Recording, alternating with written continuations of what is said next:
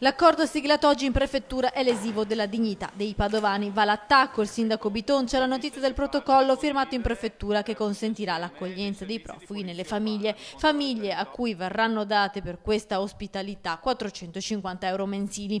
Si offende specialmente i tartassati, pensionati o appartenenti al ceto medio che per far quadrare i bilanci familiari potrebbero essere tentati dall'opportunità economica derivante dall'accogliere signori sconosciuti in cambio di un obolo di Stato, continua Bitonci, che chiede che la cifra di 450 euro al mese diventi invece un diritto per i disoccupati e i poveri padovani che devono subire quindi una disparità di trattamento.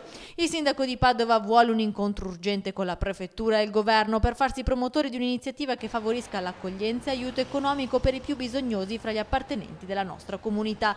Non accetterò dinieghi, visto che per un altro genere di persone le risorse ci sono. La discriminazione nei confronti delle migliaia di padovani in difficoltà è inaccettabile, dice Bitonci, che conclude dicendo: la gran parte dei richiedenti asilo non ottiene poi lo status di rifugiato, mentre dei padovani conosciamo la storia e la sofferenza.